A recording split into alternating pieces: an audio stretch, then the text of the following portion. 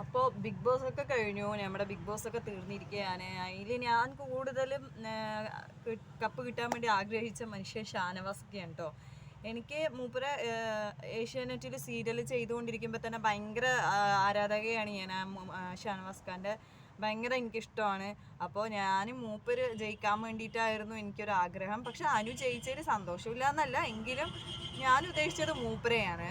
അപ്പോൾ big boss കഴിഞ്ഞു, ഇനിയിപ്പോൾ എന്താ, ഇനി ഒരു വർഷം വെയിറ്റ് ചെയ്യണമല്ലോ എന്ന് ആലോചിക്കുമ്പോൾ ഇറിറ്റേഷൻ ആവുക. കാരണം എന്താ വെച്ചാൽ ഞാനത് കാണാൻ ബിഗ് ബോസ് സീസൺ 1 മുതൽ കാണാൻ തുടങ്ങിയ ഒരു വ്യക്തിയാണ് ഞാൻ. ഇപ്പോൾ സീസൺ 7 വരെ ഇങ്ങനെ കണ്ടുകൊണ്ട് വരുന്നുണ്ട്. എനിക്കപ്പോൾ അത് ഭയങ്കര അഡിക്റ്റായി ഞാൻ ബിഗ് ബോസിൽ.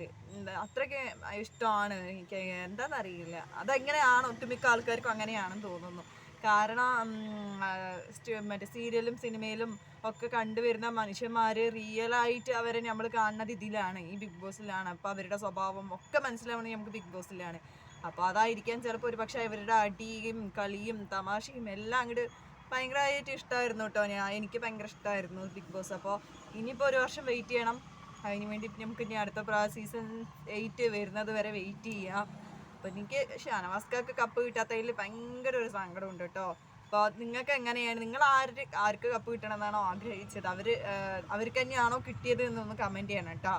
അപ്പോൾ വീഡിയോ അത് എത്രയേ ഉള്ളൂ കേട്ടോ. അപ്പോൾ ഇന്നത്തെ പണി ഏകദേശം എല്ലാം കഴിഞ്ഞു. ഇനി തിരുമ്പലും കുളിയും മാത്രമേ ഉള്ളൂ. അപ്പോൾ ഇപ്പോഴത്തേക്ക് ഉണ്ടോ നമ്മുടെ കാലാവസ്ഥ, ഇപ്പം മഞ്ഞ് മൂടിയ ഒരു കാലാവസ്ഥയിലാണ് നിൽക്കുന്നത്. അപ്പോൾ മഞ്ഞിൽ സൂര്യൻ വരാം പോവാം എന്നുള്ള ഒരു ചാൻസിൽ ഇപ്പോൾ ഭയങ്കര മഞ്ഞാണ് കേട്ടോ. നല്ല മഞ്ഞ് വീഴ്ചയുണ്ട്. അവിടെ പാടത്തൊക്കെ നല്ല മഞ്ഞ് വീഴ്ചയുണ്ട്, നിങ്ങൾക്ക് കാണാൻ പറ്റും.